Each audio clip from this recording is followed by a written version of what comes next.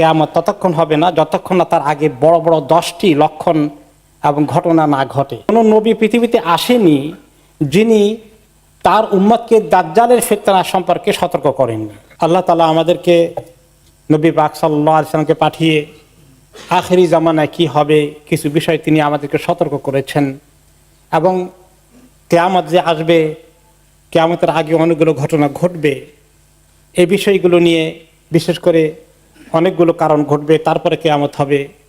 মানুষ বলা বলি করে কিয়ামত কবে হচ্ছে, খুব কাছাকাছি আসলো কিনা।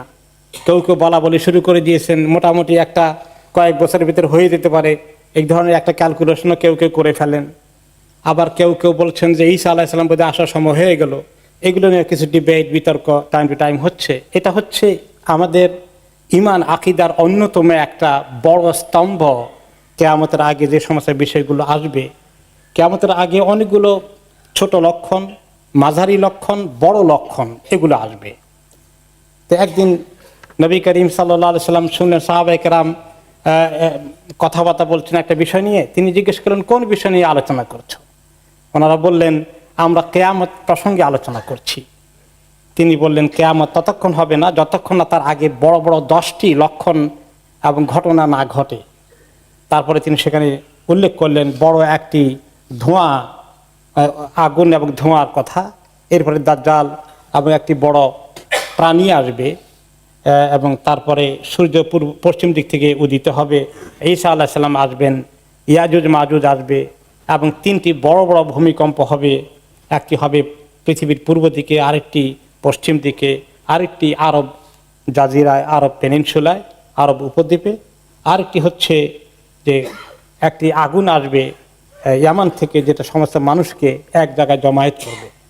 এগুলো না হওয়া পর্যন্ত মেইন কিয়ামত আসবে না। তো এগুলোর আগে অনেক বিভিন্ন ঘটনা আসবে, এই বিষয়ে আলোচনা করার সুযোগ আজকে নাই। তো আজকে আমাদের একটি পয়েন্ট আমরা ফোকাস করতে চাই, সেটা হচ্ছে দাজ্জাল সংক্রান্ত। তো কেউ কেউ বলবেন, দাজ্জাল যদি খুব তাড়াতাড়ি না আসে তো এত সকাল আলোচনা করে লাভ কি? তো আমাদের কাছে কোনো খবর নাই কবে আসছে, কেউ জানেন না। নবী করিম সাল্লাল্লাহু আলাইহি ওয়াসাল্লাম তিনিও জানেন না কবে আসবেন, কিয়ামত কবে হবে, দাজ্জাল কবে আসবে, ঈসা আলাইহিস সালাম কবে আসবেন। এই সমস্ত জ্ঞান একমাত্র আল্লাহ তাআলার কাছে। ইন্নাল্লাহা ইনদাহু ইলমুস সাআহ, আল্লাহ তাআলার কাছে একমাত্র কিয়ামতের খবর আছে। কিন্তু তিনি নিজে এই দাজ্জালের ফিতনা থেকে তিনি সবাইকে সতর্ক করেছেন, তিনি সাবধান করেছেন, এবং তিনি বলেছেন কোন নবী পৃথিবীতে আসেনি যিনি তার উম্মতকে দাজ্জালের ফিতনা সম্পর্কে সতর্ক করেননি। ওনার আগে সব নবীরা করেছেন, এবং তিনি বলেছেন যে আদম আলাইহিস সালামের সৃষ্টি থেকে শুরু করে কিয়ামত পর্যন্ত দাজ্জালের ঘটনার মতো আর বড় কোনো ঘটনা হতে পারে না। এর মতো ফিতনা আর কোনো ফিতনা এর মতো এত বড় হতে পারে না। এবং তিনি প্রত্যেকটি নামাজের মধ্যে আত্তাহিয়াত শেষ করে সালাম ফিরানোর আগে 4টা জিনিস থেকে তিনি আল্লাহর কাছে পানা চাইতেন। তার মধ্যে অন্যতম জিনিস ছিল কি, আল্লাহুম্মা ইন্নী আউযু বিকা মিন ফিতনাতিল মাসিহিদ দাজ্জাল, যে আল্লাহ আমি দাজ্জালের যে ফিতনা হবে এই ফিতনা থেকে আপনার কাছে আশ্রয় চাই, পানা চাই, প্রোটেকশন চাই। তাহলে কত বড় ফিতনা হলে তিনি নিজে এটা থেকে পানা চান। এবং আরেকটি হাদিসে এসেছে যে ফিতনা এত বেশি হবে, এমনকি এই ফিতনার কারণে মহিলারা বেশি ঝুঁকে পড়বে দাজ্জালের দিকে। যখন দাজ্জাল বের হয়ে আসবে, মুমিন পুরুষগণ চিন্তা করবেন মহিলাদেরকে ঘরে বন্দি করে রাখতে হবে, যাতে করে তারা না দেখে। দাজ্জালকে একবার দেখে ফেললে কেউ, তাকে দেখলেই তার ফিতনায় পড়ে যাবে, একমাত্র অত্যন্ত মজবুত ইমানদার ছাড়া। কারণ তার সাথে আল্লাহ তাআলা আমাদেরকে পরীক্ষা করার জন্য, মুমিন যারা যখন পৃথিবীতে থাকবে তাদেরকে পরীক্ষা করার জন্য এত পাওয়ার তাকে দিবেন। সে জান্নাত সাথে করে নিয়ে আসবে আর জাহান্নাম, এগুলা কিন্তু মিথ্যা জান্নাত মিথ্যা জাহান্নাম, কিন্তু এমন সাজানো হবে মানুষের কাছে সত্যি আসল জান্নাত আসল জাহান্নাম মনে হবে।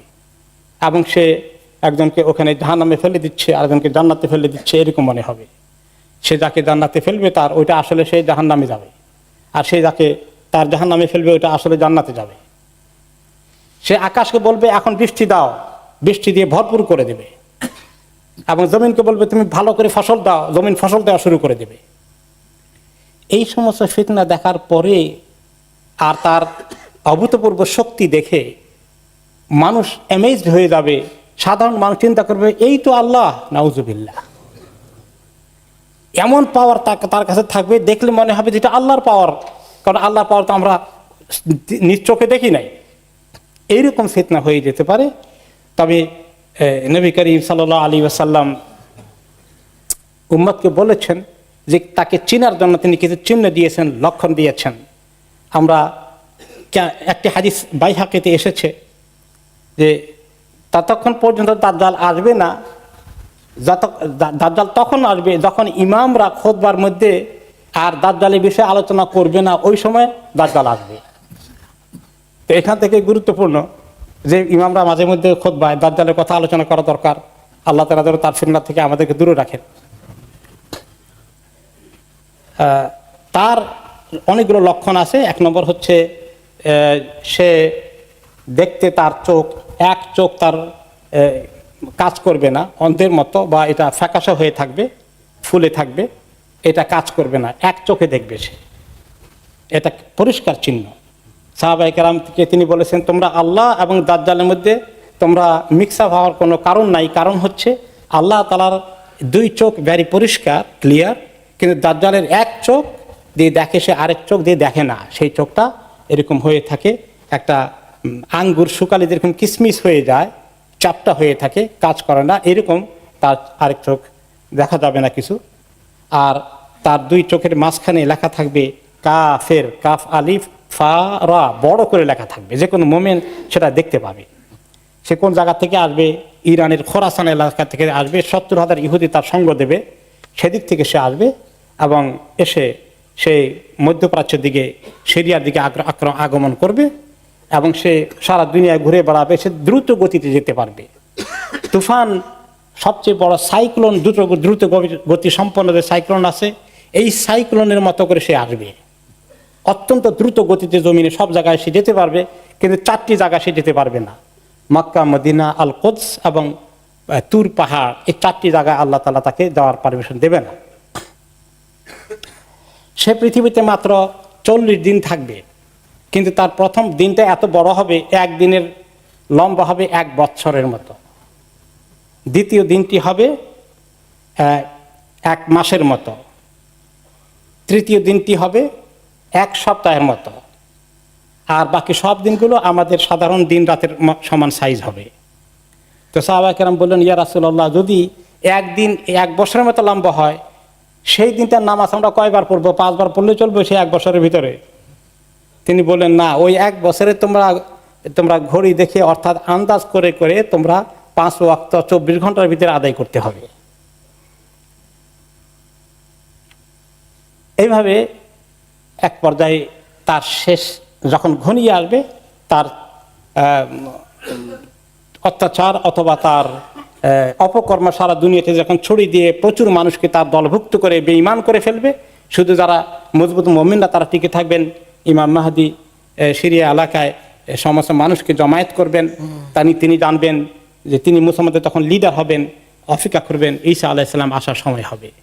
ঈসা আলাইহিস সালাম এসে নেতৃত্ব দিবেন এবং বাবুল লুদ গেটের কাছে আল্লাহ তাআলা তার হাতে, ঈসা আলাইহিস সালামের হাতে দাজ্জালকে পৃথিবী থেকে শেষ করে দিবেন। এই হলো মুক্তাসার ঘটনা। তো আমাদের জন্য আমল কি? 1 নম্বর হচ্ছে এই বিষয়ে আল্লাহর কাছে আমরা ফিতনা থেকে বাঁচার জন্য আল্লাহুম্মা ইন্নী আউযু বিকা মিন ফিতনাতিল মাসিহিদ দাজ্জাল, এই দোয়াটা বেশি করে করা। যে 4টি দোয়া তিনি করেছেন, আযাবুন নার, আযাবুল কবর, ফিতনাতুল মাহইয়াল মামাত, ফিতনাতুল মাসিহিদ দাজ্জাল, এগুলোর জন্য সব সময় আমরা প্রত্যেক নামাজের শেষে দোয়া করা। 2 নম্বর হচ্ছে কোন কোন হাদিসে এসেছে সূরা কাহফের প্রথম 10টি আয়াত যে মুখস্থ করবে, নিয়মিত তেলাওয়াত করবে, আল্লাহ তাআলা তাকে দাজ্জালের ফিতনা থেকে হেফাজত করবেন। কোন কোন রিওয়ায়াত আছে শেষ 10 আয়াত সূরা কাহফের, কিন্তু বেশি সংখ্যক রিওয়ায়াতে এসেছে সূরা কাহফের প্রথম 10টি আয়াতের কথা। আল্লাহ তাআলা আমাদেরকে ফিতনাতে মাসিহিদ দাজ্জাল থেকে হেফাজত করুন।